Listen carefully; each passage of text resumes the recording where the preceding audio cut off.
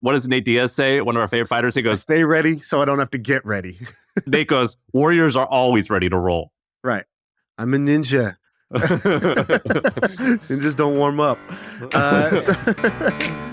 I feel like I can rule the world. I know I could be what I want to. I put my all in it like no days off. On the road. All right, we're live. Shaan, and to the listener, at the end of this next 10 minutes little opener I have for you, I'm going to need you to make a promise to me. And I need the listener to do the same to themselves. Now, before I get to that promise, let me tell you a little story. So, there's this guy named Marcus Elliott. I read about him in this wonderful book called The Comfort Crisis. And Marcus Elliott is an interesting guy. You can Google him. He's like this ripped older guy now. He's a doctor, whatever. But his story is that he got his MD from Harvard. And he thinks he's going to go down this route of being a doctor. But he kind of hates it. He's not really into it. And so he goes into sports, a world you know a lot more than I do. And he decides to work for the Patriots. And the Patriots had an issue where they had something like 21 hamstring pulls per year. And they're like, dude, our guys keep getting hurt. It's losing us millions of dollars. Help us out. So Dr. Elliott helps them out, and they reduce their hamstring pulls by to only 3 per year. The MLB sees this, and they're like, hey, you're the man. Come and do that for us. He works for the Major League Baseball, and he helps reduce injuries significantly. Eventually, he opens up his own facility where athletes, all types of athletes, basically most NBA players, a lot of baseball players, they go. And he's got this beautiful facility where they do like 3D analytics, and they look at your body and they're like, you have a weakness here, you have a strength here, let's capitalize on this. We need to fix this, otherwise you're going to get hurt. And so LeBron, all these guys go to him. And so the picture I'm trying to paint here, super data-driven, scientific guy. He's all about the numbers, whatever. However, there's this one thing that I read about him that didn't exactly fit with what he talked about, and it got me super invigorated. And this is where the promise that I'm going to need from you in about 5 minutes comes into play. So there's this thing called Misogi. You've never heard of Misogi, have you? I think I've been called one, a misogynist or something. No, something else. Sorry, what do you Close. All right. So Misogi is this, it stems from this Japanese myth. So basically there's a story in Japanese mythology of this guy who goes into the underworld to save his wife. And it's this hard, tumultuous, physical journey. When he gets done and saves his wife, he comes back to this waterfall and he cleanses himself. And that's like, I'm cleansing myself of this journey I just went through. I'm now a new man, whatever. Well, a lot of people, including one of your favorites, one of my favorites, Jesse Itzler, has kind of taken this term or this myth of Misogi, and they've kind of changed it to this thing where it means a huge physical challenge. Basically, something that you need to do one day out of the year, but it takes 364 days out of the year in order to prepare and get ready for it. And it changes the rest of your year because of how challenging and you're preparing for it. I think Jesse calls it kind of like his one big annual mission or challenge or adventure that he's going to go on, right? His Misogi? Misogi yes. Or Misogi, you know? I've been calling it Misogi, but it's one of those words that you read, you don't say. To each their own, yeah. Yeah. This is why it's a myth. It's rarely discussed and only read about. And so I'm not exactly sure. But Marcus gets into this where this doctor that I'm referring to, he gets super into this and he's like, we have to have our guys do this. And so he starts doing these Misogis. So he'll do one where he'll like drive to the mountains and just the highest peak that he sees, he's just like, by the end of the day, I'm reaching the top and I'm coming back down no matter what. And he starts having his athletes do it. And one athlete in particular who gets super into this is Kyle Korver. This is where you come in. I don't know too much about Kyle Korver, but he's a great three-point shooter, I think. I don't even know which shooters in the NBA, yeah. Yeah, I know nothing about him other than I know that he's into this. And basically, Kyle Korver kind of becomes like a Dr. Elliott disciple, and they do crazy things. So here's one of the things that they do. They carry an 80-pound rock underwater for 3 miles. So basically, they're out in the ocean off of Santa Barbara, and there's this rock at the bottom of the ocean. They got to swim like 10 feet down. They got to grab it. They can only carry it for like 10 seconds. They drop it. They come up for air.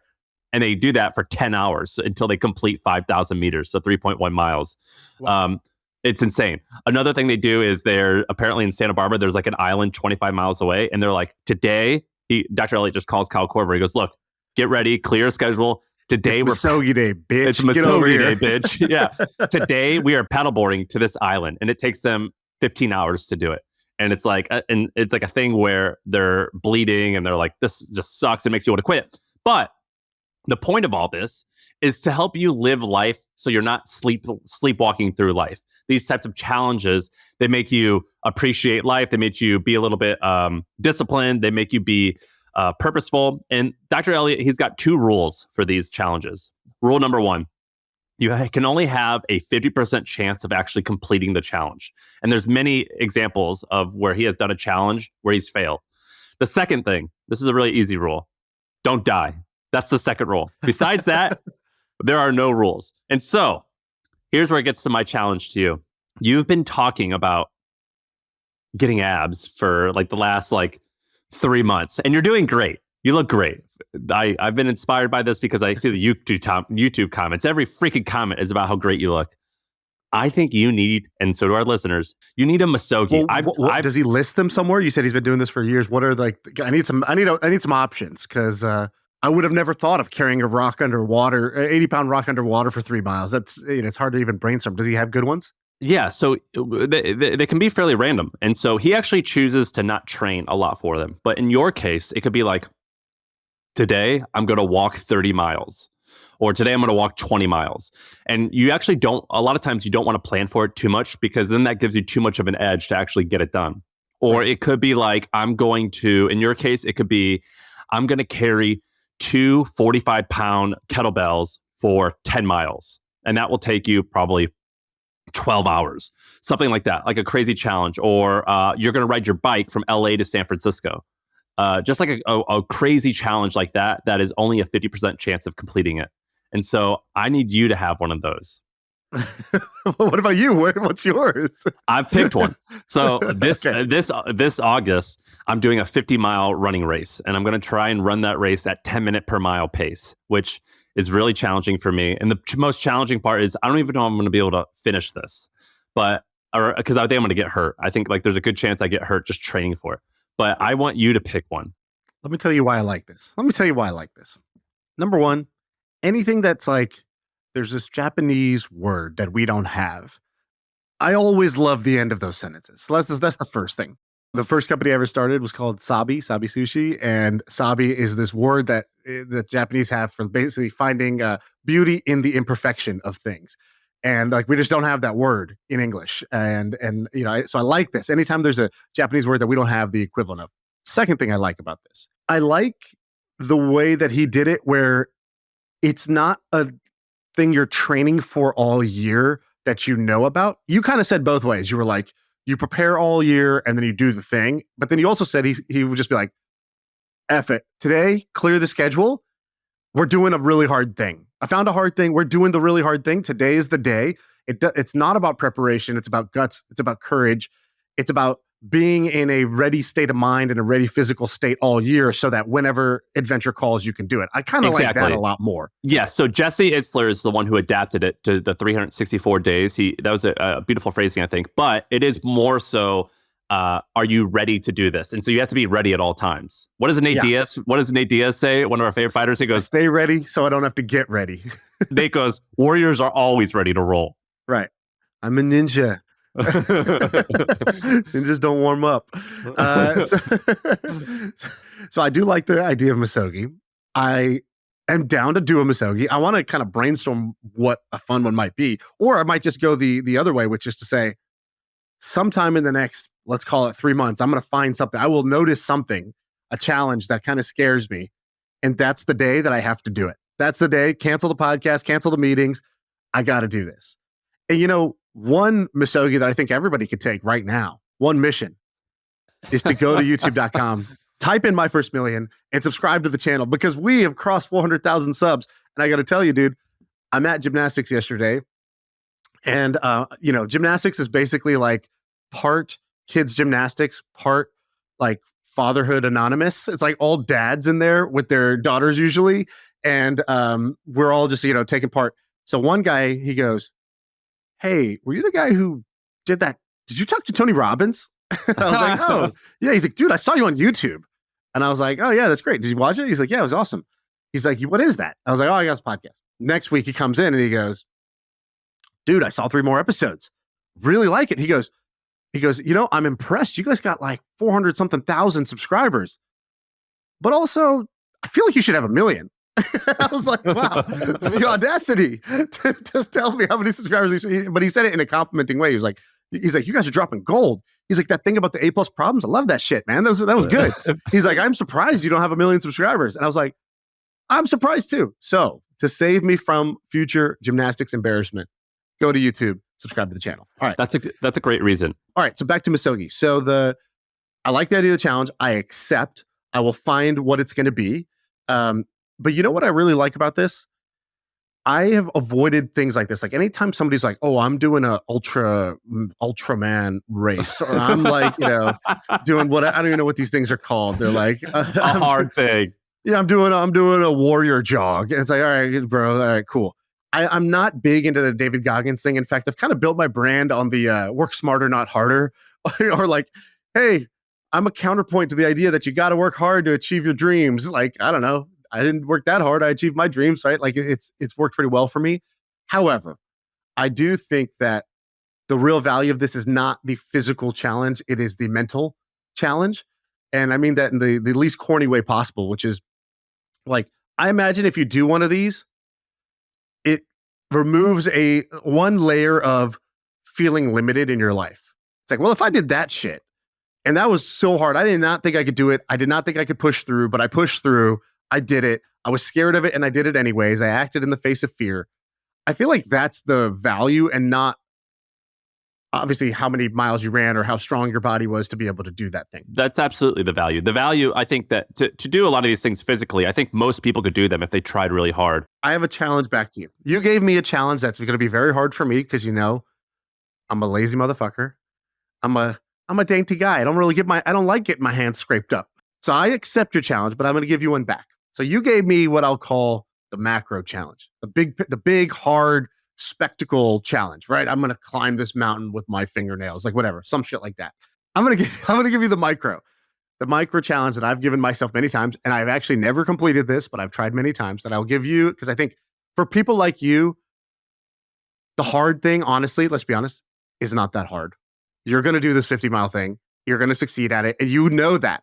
That's the thing about you, dude. You know you could do stuff like this. No, that's why you're attracted to this. Just be honest. I'm attracted to it because I love the glory of like getting it done, and I love like proving to myself. You believe you will get it done. But you believe you will get it done. I believe I will get it done. Okay, agreed.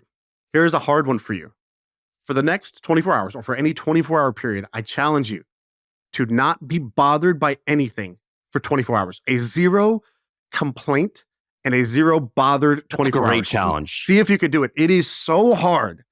I have tried this for like 3 years and I've tried it like consciously, meaning like, okay, today I'm going to do it probably at least 50 times and I'm over 50, but I get closer and closer each time. And it really points out, it's like, damn, I threw it all away for that just because that little thing happened. And is it challenging? Is it, so I can't complain about something mentally or only you can't verbally? Have the thought. No. Forget about saying it. That's easy.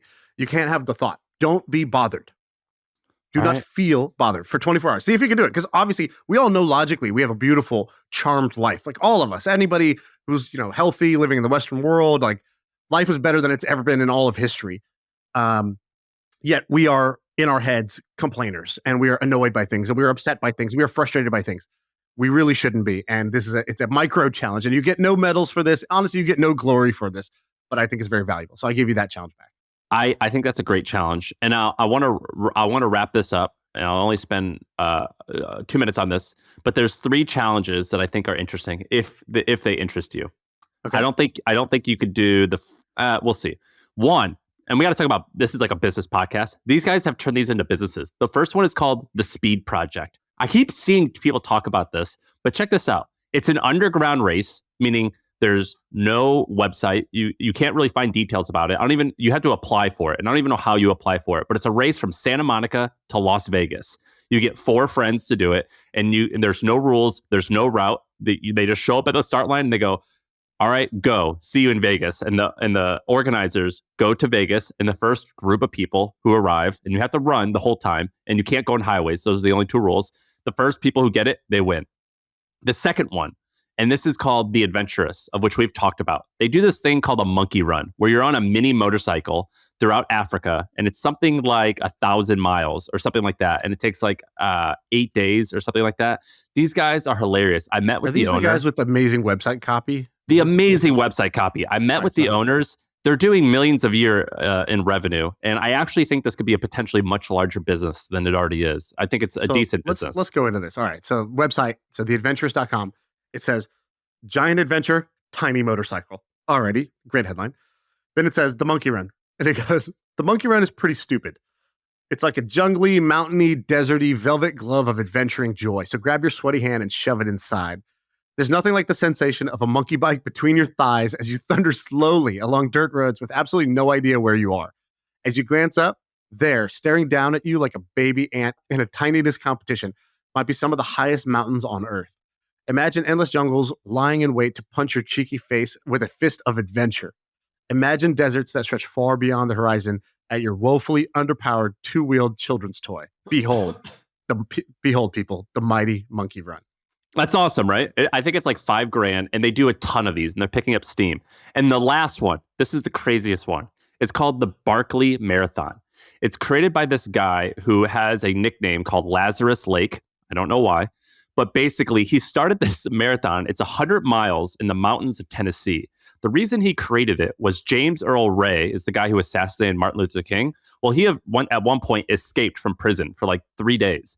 And it took him something like, or he was gone for 60 hours, and he only ran 12 miles. And this guy, Lazarus Lake, was like, what a softie. I easily could have done 100 miles through that route. And so he creates this 100-mile race inspired by the route that James Earl Ray took. And they do some crazy stuff. Basically, in order to they only allow 40 people a year to join, and they get thousands of applicants to join this 100-mile race. It has a 60-hour cutoff, so it's pretty intense. In order to join the race, you have to pay a $1.60 application fee. For some reason, $1.60. You also have to write a letter as to why you are good enough and why like this is important to you. And if you get in, he sends you not a letter of acceptance. He sends you a letter of condolences. Just says like, this is the day that you might die. Great branding. These guys are masters of branding. I remember. Wait, listen to this. So, and we'll talk about branding, but listen to this. And then once you get accepted, the registration fee is you have to bring a license plate. For some reason, a license plate. You have to bring flannels, socks, and underwear because that's what this Lazarus Lake guy, that's what he needs in order to live throughout the rest of his year. And a vial of blood. And the race starts not with a gunshot. It's when Lazarus Lake lights his cigarette, and that's when the race starts. And he made a video a few years ago where it was like a clickbait video where he goes, women are physically not capable of completing this race. And he goes on to say why. And he goes, and if you think I'm wrong, come and prove me wrong. No woman has ever done it. Well, this year, a woman finally did it. She's one of the, I think only 18 people have ever finished this race. And now she's one of them.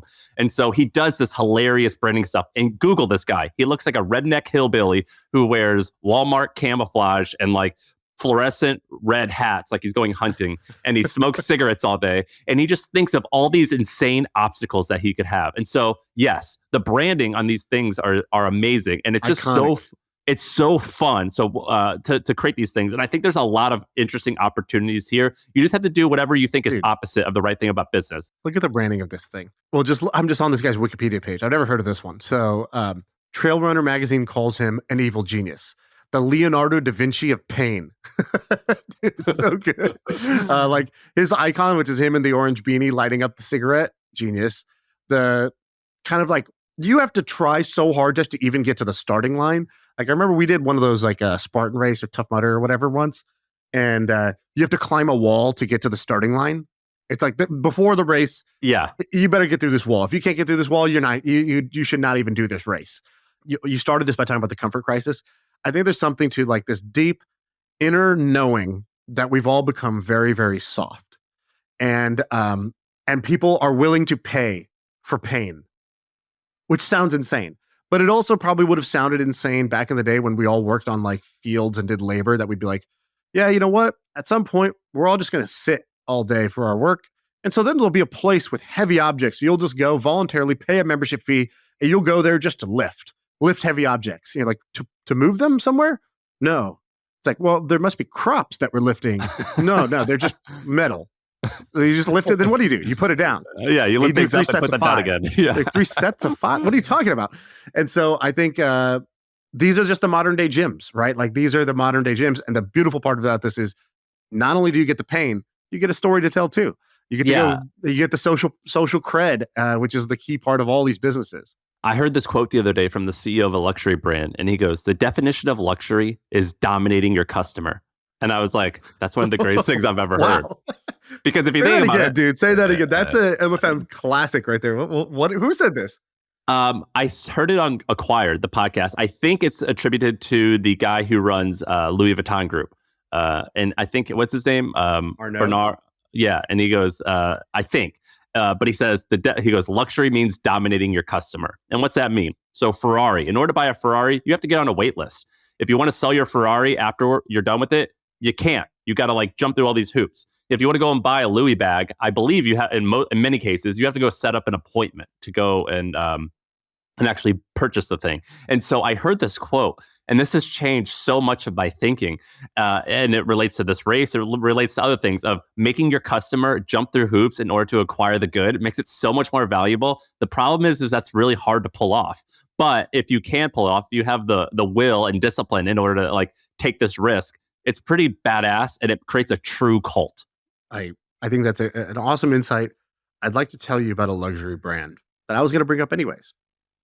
Now, when you think of luxury, typically you'll think of what? Like Louis Vuitton, like, you know, these sort of fashion brands, right? Yeah. How much does a Louis Vuitton bag cost?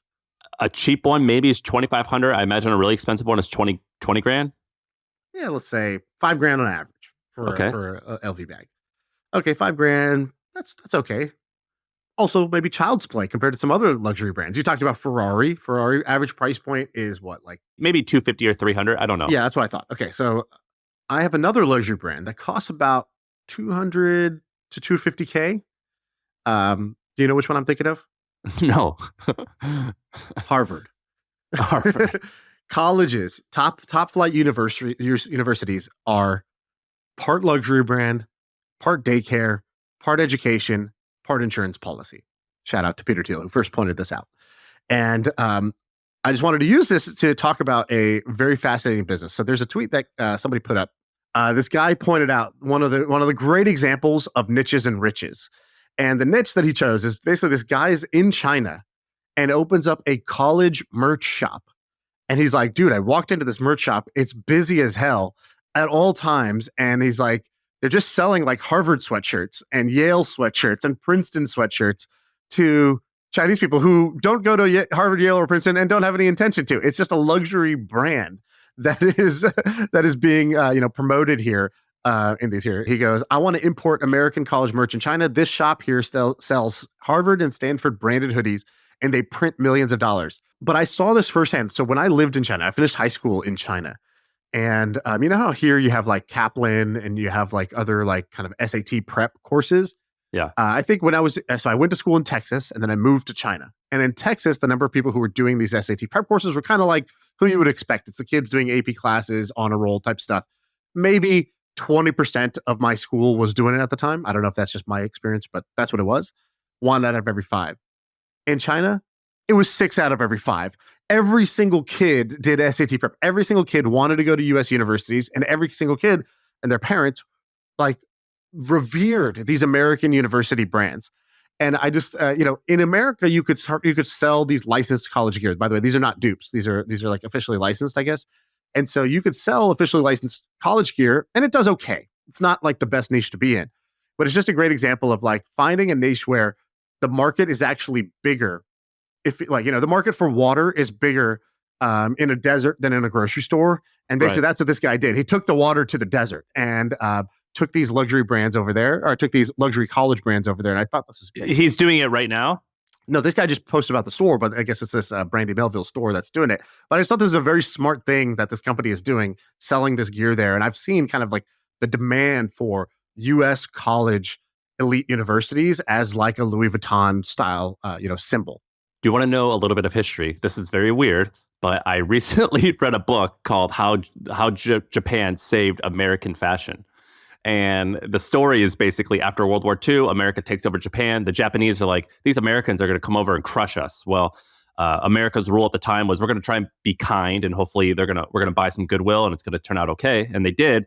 And so these Japanese start becoming friends with the American soldiers. They start learning about American culture. And for some reason, this guy named Kensuke Ashizu, he creates this fashion brand, and he calls it Ivy Prep Fashion.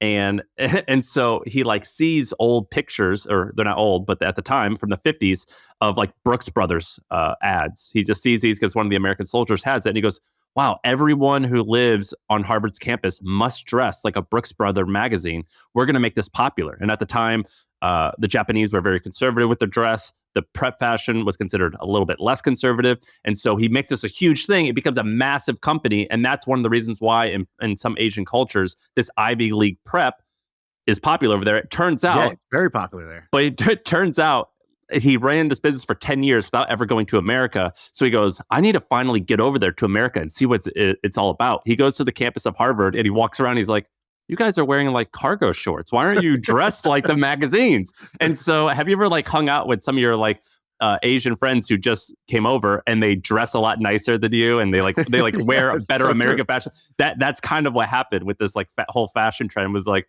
we took the American style, but we cranked it up to the extreme. So we're now like more American. They're the American caricature as opposed to what they really are. And dude, well, at Duke, so Duke is kind of like these like old school, like the campus looks very much like Yale or whatever. It's like the Ivy of the South, they call it. There was a guy named Bobo, and I don't know what his real name was. I think his last name was like Bobadilla or something like that, but everybody called him Bobo. And I think he was in the international dorm, but this guy would always walk around dressed to the nines. So he had like the vest, the blazer, and he was like wearing khakis. He would never wear shorts. He would never wear like athleisure shit. And he had a rolling like briefcase that he would take with him to every single class, no backpack. And he had like that, like kind of like the beret type of cap. And at first we all kind of laughed at him, but by like week 3, we're like, Bubba looks pretty fly actually. And I think that's what happened. This guy came over internationally, was like, I think this is how I'm supposed to dress. Right. And that's all he had in his wardrobe. It was amazing.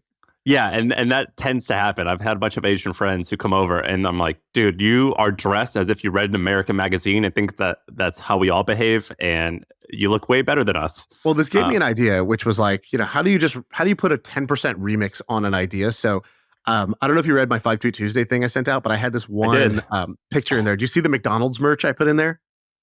No. So there's this guy on Twitter. He's a great follow. He's I don't know how you say his name. It's like the most French name I've ever seen. Guillaume Huin. I don't know how you say it. He's the senior marketing director at McDonald's. He's the ex-head of social. He tweeted this thing out. I follow this guy and he's great. He just has like really great McDonald's like marketing stuff that I like to follow. And so he tweeted this thing out. He goes, the merch from McDonald's France is a big we, like a big yes. And there's this jacket that just looks so fly. And I'm like, oh my God, I want this jacket. This jacket looks amazing. I never wanted a McDonald's jacket until now I must have this McDonald's jacket. And it kind of gave me this idea, which is if you take this kind of like luxury, high fashion, streetwear type of like designer, but you use them on licensed IP that's usually pretty low end casual, you get kind of an interesting result. So he did it with McDonald's. When I saw this college thing, I was like, oh, the college gear that pretty much every store sells is the same. It's sweatshirts, it's hoodies, it's like sweatpants and like t-shirts. And nobody really takes that same IP and does it in kind of high fashion or any kind of like luxury, interesting or streetwear. Yeah, or streetwear. And I think that would be a good remix that you could do. I agree on this. I agree. It's awesome. I totally agree. I actually own 4 or 5 different Ivy League sweatshirts because I got so obsessed with this. I took tours of them. I always tell people I toured Harvard once. It's like I bought a Groupon. Yeah, I have a Harvard sweatshirt. But I completely agree. I've got my Stanford one. I completely agree. I'm into this. I really want to do this with company brands. So I want to create a rogue merch company that just does absurd merch for tech companies because. For 2 reasons. One, all corporate merch is the same. It's the same thing. It's all hoodies, t-shirts, backpacks, vests, like the same socks, like the same shit. And it all tends to be pretty cheap. And I just thought it'd be interesting if you did a merch company called the Absurd Merchandise Corporation, or the Ridiculous Merchandise Corporation. And so I was like, well, what we would do is you make categories that are not already made. So for example, when you were at the Hustle and you guys did ad sales, did your sales team have a gong? Yeah. And you bought that gong, and it's kind of an unbranded gong. You bought it off some Craigslist. Yeah. And I think somebody should make like the sales gong, the deal trophy, the like Series A ring, like a class ring or an exit ring. Like if you sell your company, you get a ring. Like somebody should make categories that other merch companies don't even touch. And you do limited quantities, but high price points. And then the other thing I think you do is you do like more unique fashion, super high quality, super high price point of corporate merch. And that's like that McDonald's jacket, like do the equivalent of that. Yeah, man, dude. If I could purchase like a really cool old Apple or like remember how Apple used to have the Apple that was a rainbow, or how Microsoft had the four squares that the had retro vintage throwback stuff. I went on Etsy the other day looking for this stuff, and I bought a bunch of things on Etsy of like vintage retro tech stuff. There's not a lot out there, but I was inspired because I went out to dinner with our buddy Greg Isenberg, and Greg shows up. I haven't seen Greg in a few years, and he's like a cool guy. And Greg's very cool. Greg is like mood music. Like if you just hang out with Greg, your head starts to nod, almost like there's music playing, and you're like, "Why am I just in a good mood? Why's my foot tapping?" It's because you're hanging. It's like there's a Greg Isenberg within 10 feet of you. So I'm hanging out with him, and I'm like, "Is that an IBM jacket? Have you ever seen his IBM jacket?" No, but was it old? So he's got like a 1980s IBM windbreaker jacket. That's awesome, and it doesn't quite fit exactly right. But I'm like, where did you get this, dude? What is this? He's like, I was in Japan. And I was like, okay, of course. And so he goes, I was in Japan and I'm on a train and I'm sitting next to this guy, this older guy, and he's wearing this jacket. And I'm like talking to him. He's great. We have a great conversation. And at the end of the conversation, he gave me his jacket. I was like, what? Most Greg Isenberg thing to do, strike up a great conversation with somebody to the point where they're just like, I like you. Here's my jacket. And so he's got this jacket. And when I told Greg, I go, dude, we should just turn this into one of those things that exists in the world for no reason, but is awesome, which would be and next time you have an amazing conversation with somebody, you have to give them the jacket. And then they have to give the next person the jacket, and let's see how far the jacket goes. And so I kind of want to start this, and so I bought one off Etsy, and I was like, I'm going to buy this jacket, and I'm going to do this. The next time I have an awesome conversation, I'm going to give it to him, and I'm going to say, the next time you have just a lovely conversation that just leaves you lit up with somebody who just spontaneous, serendipitous, not somebody you know, you must give them the jacket. And let's see. And then when you give them the jacket, I'm going to make like a Google Doc, be like, jacket handed to Japanese man on train, with a date. And let's just see how far this jacket goes. You better buy cool stuff. Otherwise, the person will be like, no, thanks. I'm good. It's yours. You can keep it. Dude, pick one of these other topics. Some of these I sound like they might be funny, and I feel like laughing. What do you got? Okay, I got a funny one. If you want it funny, I got a funny one. Some people are going to be like, you shouldn't make fun of this. But that's what this podcast is. I'm in. This is an honest conversation amongst friends. And so, did you see the Marissa Mayer new app launch? No. What happened? Oh my God, dude. Wow. This is insane. Okay, so Marissa Mayer, do you know her backstory, who she is? Early at Google, one of the first 20 Google people, climbed her way up, gets wealthy, then becomes CEO of Yahoo. She created the product manager program at Google, which then trained a bunch of people who then went on to go work at Facebook, or a whole bunch of product people. It's like this long family tree. So she's famous. She was tested the shade of blue of the Google search button, 42 times before finding the optimal shade of blue, right? Whatever. She's supposed to be high product chops. Goes and then becomes the CEO of Yahoo. She's this amazing CEO apparently, but then kind of Yahoo falters. So people are kind of like, was she good? Was she bad? I don't know. Maybe it was hard to turn that around. Anyways, I haven't heard from her in a little while. So she comes out of nowhere and just posts a Twitter thread and is like, you ever been at a party and and somebody says, hey, share that photo with me, and then they don't? Well, I'm going to solve that problem with my new app, Shaan. And all I want you to do is, so look at this app. So it's 2024. She creates a photo sharing app, which is the most 2012 thing possible that you could do, which is the last time anybody heard of Marissa Mayer. It's like she was frozen in time and somebody like thawed her out and she popped out and just made the same app you would make in 2012 when the iPhone was like, just pop in and people were doing photo sharing apps. So she posts this thing and you'll see that the thread has like thousands of retweets and whatnot. And the reason why is because some people are like, oh, this is cool. And a lot of people are like, why is this the ugliest app I've ever seen? So look at the design of this app. So just look at the pictures. I want you to give me your reaction. And then I want to read you some of the funny comments that I saw on this. She's maybe past her prime in terms of knowing what's up, like knowing what's cool. Right? Yeah, I think so. Basically, the thing looks like a test flight app. Like, everything is rectangular. All the colors, all the buttons are too big. All the colors are too boring. The font she chose for the main thing, literally, like somebody retweeted this. They go, "Okay, cool, but why does it look like an Indian wedding invitation?" Which is so spot on. The font literally is the Aladdin font. It's crazy. Why is she doing it? So Marissa Mayer is probably, I bet you, if she's not a billionaire, I bet you she's like hundreds of millions within that ballpark. Why is she doing this? This seems like way beneath her. I mean, it's fun to build things, and I think she felt this problem of like, oh, it's hard to do group photo sharing at events.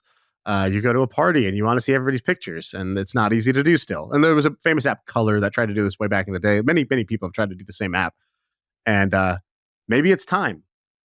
Or maybe it's time to hire a designer. One of the two things are true, and we're going to find out which one it is. I like her. I like this woman a lot. I hope she wins. I'll leave it at that. Oh, did we do a good cop, bad cop thing there? I like that. That was nice. You like her too. I mean, she seems great. I mean, I don't know her. I don't know her either. But her Wikipedia left a wonderful impression when I read here's it. Here's the thing. If you are successful and famous, and you put out a product, and the product looks ugly, it's not. My personal belief is that it's not mean to say that the app looks really ugly. And I'm not the only one to say this. There's a lot of people saying this. I found it very funny that this was the case. That's all I'm saying. I wish her well, and I have nothing against her personally. I do not know her. And she's obviously very smart, more successful than me, smarter than me, and all those usual disclaimers. All right, you do one more thing. Well, all right. It's time for the thrill of the shill, which, as you know, is when we shill one of our companies. But before we shill, we thrill you with something interesting. And all right, so here's the interesting thing. So me and Nick Huber, we're part owners of Shepherd, but one of the things we've done that's been pretty cool is we do these like workshops, or haters will call them webinars and our fans call them workshops. So we do these together. And I thought going in, I was like, okay, cool. So what are we gonna do? Just show up and be like, use Shepherd? And he's like, no. Like, let's add a bunch of value. It's like, okay. He's like, so let's talk about the stuff we're doing in our companies that actually works, that's non-obvious, and like kind of was an unlock for you as a CEO or manager. Like, your life before you did this tactic was one way and after was better. And so I'm big on that. I'm like, oh, great. I'm going to shine here. And we get on, and Nick tells a story that's so good that I'm like, where the hell did he get that from? That was awesome. And I had to follow that. And I was like, oh yeah, I do metrics and KPIs. Just whatever. Nick's thing was so good, I didn't even need to say anything else.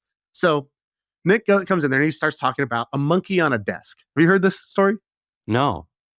Okay, so he tells the story, and again, it was so good that only recently I heard it again, and I was like, are they talking about Nick's thing? And I realized Nick got this from Harvard Business Review. It is the #1 or #2 most sold article of the Harvard Business Review. It was this monkey on the desk thing. I'm like, oh, that makes so much more sense.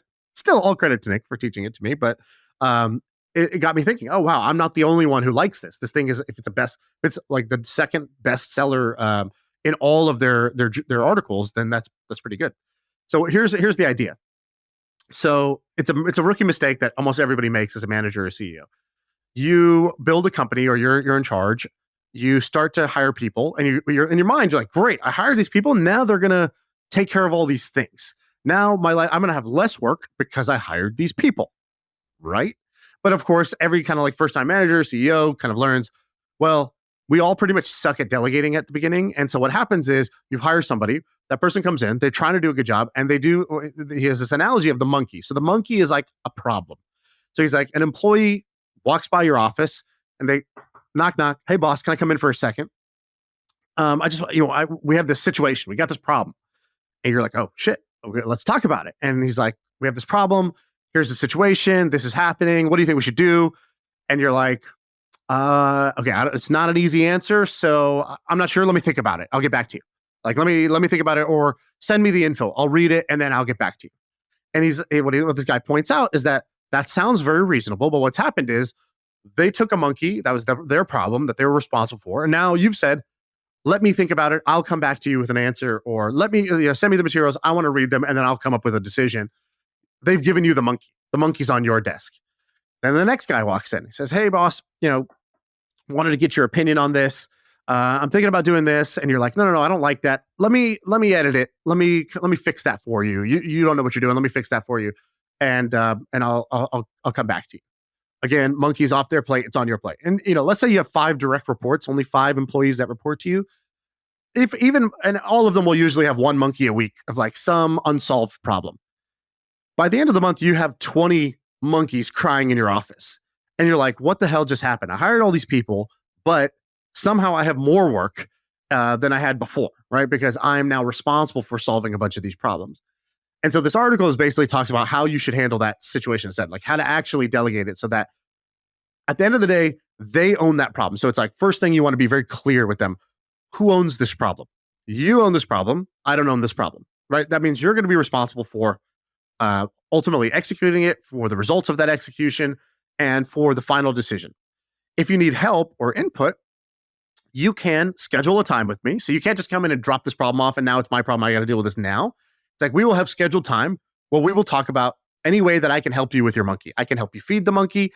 I can help you, put the monkey to bed, whatever you need to do. We're going to have scheduled time. You don't get to just hijack my time with whenever this problem exists, right? There's only rare situations where you need to break the glass and hijack my time. Don't do it as a default. So part of it is like, you only help in scheduled times.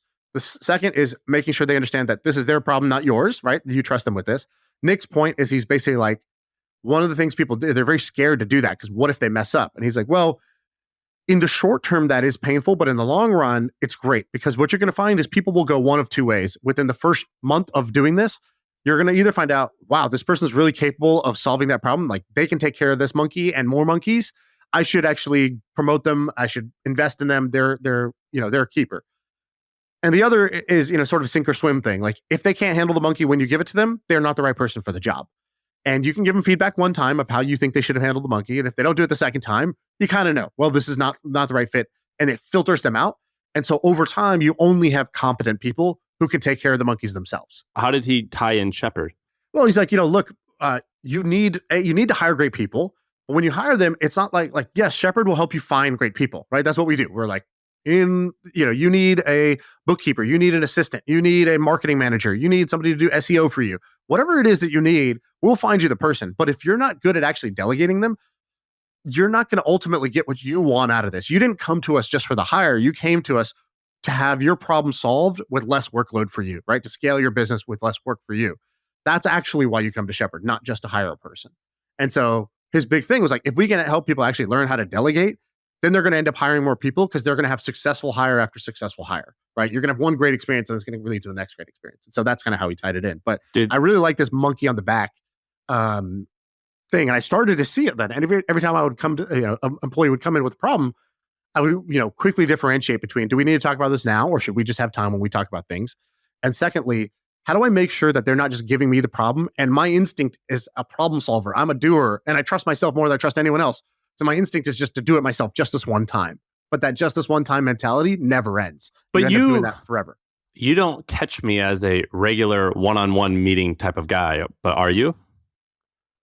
I try not to have regular one-on-ones. So I think right now I probably have one, two. I have one with my assistant because I'm like, hey, what I do with my assistant, which is great. So I hired my assistant off Shepard. That's the plug. So what I tell her to do, I just created a bullshit filter. I'm like, anything you see that comes into my inbox or anything I say in passing that is non-urgent, I need you to put it all together into one doc and schedule 1 hour with me. And we just knock them all out in that 1 hour of cleanups.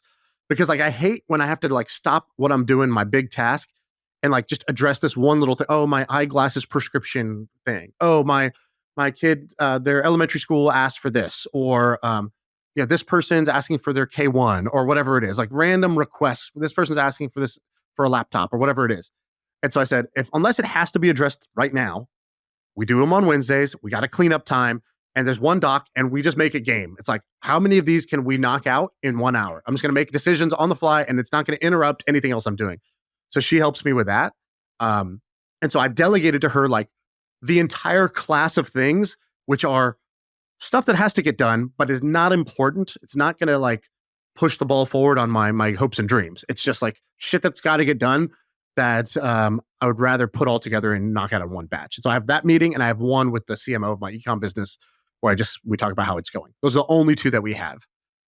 By the way, I think your deal with Shepherd might end up being pretty good. I mean, you already knew that, but did you? I won't even name the names because we'll be a Shepherd pod. But one of your competitors just raised money at a $300 million valuation. I think it was hundreds of millions, and they showed how much revenue they added in the last 12 months, and it was jaw-dropping. It was insane. I had no idea these things could be as big as they are. I think they had added. Do you know what I'm talking about? Yeah. All the competitors, all the companies that were like doing this, like the companies that are starting now, I think are having a tough time or a much tougher time. It's not really going to work out in the long run. But the ones that have been doing this for like 4, 5, 6, 7 years, they're benefiting from like this, like work went remote, right? When work went remote, that was a big deal. Having offshore talent is just like a smart thing to do. It's just like more remote. That's fine. It's no extra organizational cost to you, right? The second thing, during the zero interest rate, period, everything was about growth. Nobody cared about profits. Now everybody cares about profits. Well, one of the biggest costs to every business is their labor. And if you can basically reduce your labor cost by even, percentage points, that all drops straight to the bottom line. And so your EBITDA goes up. When your EBITDA goes up, the company value goes up. Like that became the focus for a lot of real companies now. And I think the last thing is that, I don't know, people like me and others have start to talk more openly. Like it used to be, and maybe still is, I don't know, kind of a douchey thing to be like, my assistant or whatever. Like I have an assistant. Like it's kind of like a thing most people didn't brag about or talk about. But a lot of people are now more open about like, hey, here's what I did. Here's how it's benefited me. Here's the systems I used to set it up. So that if you're in a similar position, maybe that'll benefit you. And I think that gospel started to spread. It was also more fringe. So like, for example, before COVID, it was like, this company's all remote. Wow, that's so crazy. It's almost as crazy as like a company serves lunch. That's insane. They have like free washer, like they'll clean your clothes. He doesn't wear deodorant? Interesting. Bold choice. like it was insane. And then Shepherd and a couple other people actually did a really good job of kind of repositioning it. They packaged it a lot nicer because obviously Upwork has been around forever, but it was still considered low status a bit, where it was like, oh, I just used Fiverr and like I can't believe it actually worked. Whereas now companies like Shepherd, you guys like your team is your team, and it doesn't matter which country they're in. You know what I mean? And so they've done a good job of repositioning it to make it seem, well, it did not make it seem because it is the same thing, but it's just it made it feel better. Hiring with Shepherd overseas, are you racist? I don't know. It's just an open question. Just putting that out there for the masses. All right, enough of the thrill, enough of the chill. All right, let me tell you about something. So in 2017, this guy comes to my office. I was currently running the hustle. We had just gotten going. We were probably only a year and a half in, but we had some hype. So people started talking to us. This guy named Caleb reached out to me. Caleb originally was my account manager at SendGrid, which is what we were using to send emails. I get lunch with him, whatever. I think that he's just going to upsell me on SendGrid. Turns out he was like, hey, man, I've been working on this idea. I've been working on nights and weekends on it, but I'm going to make a bed for kids who have autism, Down syndrome, a variety of things like that, because they need a special bed. They need a bed that helps with some sensory issues. They need a bed that has a camera that can be tracked more easily. And I was like, all right, Caleb, that sounds cool. Do you have a kid with autism? Is that what inspired you? And I think he was like, no, I'm unmarried. I don't have children. And I was like, well, this is just kind of a weird problem to solve for. He's like, yeah, well, I just think it's a good problem to solve. And I was like, well, I just don't ever think you're going to pull that off. So God bless you. Start a newsletter, nerd. You work at SendGrid. Well, about a week ago, I see this guy who joins Hampton. He reaches out to me. He goes, hey, you remember me? I go, Caleb, of course I remember you. How are you? He goes, well, that thing you told me that was silly, Cubby Beds, it's a thing now. And we've done something like $60 or $70 million in revenue so far. And I've bootstrapped the entire thing. And he was like, he sent me the website. So you can check it out at cubbybeds.com. it's amazing. And I go, I cannot believe you pulled this off. And he shows me pictures. He's like, yeah, look, here I am in my garage. We are assembling the piping. No factory wanted to take us on. So I just had to like buy a bunch of piping in order to like make the original bed, the MVP. We sold a bunch of it. I think the beds cost $5 to $10 grand and people's insurance pays for it. And at this point, he's going to do many tens of millions in revenue this year. And so I think this is just proof that I don't know if this guy actually looked up to me. Maybe he did a little bit because we had a little bit of hype and I told him it was stupid. So don't listen to me or don't listen to anyone. Just do the damn thing. And B, this is just awesome. Yeah, this is amazing, dude. So, okay, smart beds for special needs. The thing looks amazing. I don't know why this is special needs. I would love to sleep in something like this. This amazing cocoon of peace and solitude. Why would I not, with like padded walls and whatnot? This is amazing. It's amazing. And if you go to the website, it looks awesome. It's like this is better than 8 Sleep. This is better than the Purple Mattress. This is better than all those companies. I love this company. And it costs, I don't know the exact price. I actually am not sure if they even put it on there because people's insurance pays for it, which is just a whole nother beast. I'm like, how on earth do you figure that out? But I think it costs $5,000 to $10,000. It's quite expensive. And they are selling the crap out of these. And I was telling them, I'm like, dude, not only is this an awesome business, this is like one of the few things that you can make where you can make a lot of money. And I think it's like actually good for the world and everything like that. Can you believe this guy pulled this off? Like, would you have had the same reaction to me as I did years ago? No, I would have seen the genius in it and I would have invested on the spot and I would have told him, you're a legend for doing this. Well, you and I are not the same. So we're a little different. But I got to give it. Everybody bring your ideas to me, not Sam. He's a hater. I got to give this guy. Marissa Mayer, you can go to Sam. I got to give this guy a shout out. I think it was awesome. He told me a story. I was like, dude, I haven't heard from you in like 8 years. That's so awesome. Well, you're doing well. I love that it's covered by insurance. I'm sure that was not simple to do that, to get that done. But now you have this $14,000 bed that's I just put it in my cart. It's about $14,000. What are all the features that it has? So it has like a camera system that I guess is good, and it remote has monitoring, like the kind of safety, kind of like it's like a contained thing that has like soft, walls and whatnot, so you can't get hurt. It's a bed. Besides that, it vibrates. It has light that comes. It has a camera. And it has lights that like dim with the sunset and come up with the sunrise. It has it has speakers in there so it can help with meditation and like certain breathing patterns. It vibrates. It's pretty cool. It's a pretty cool bed, and it's been totally bootstrapped. I honestly think somebody should make this for adults. Am I wrong? Like, should there not be a version of this for like the Huberman acolytes who are like, I need to optimize my sleep? Why not? Yeah, I definitely think that this could work for I told one of our mutual friends who's definitely on the spectrum, and his immediate reply was, yeah, they need to make these for adults. I want one. Dude, I went to Rob Dyrdek's house and he has this nap pod in his office, and it's like this thing, it's like a giant helmet. So he lays down and like his body is out of it. But that's like so lame. His like chest up is in this cocoon. And I don't know if it works.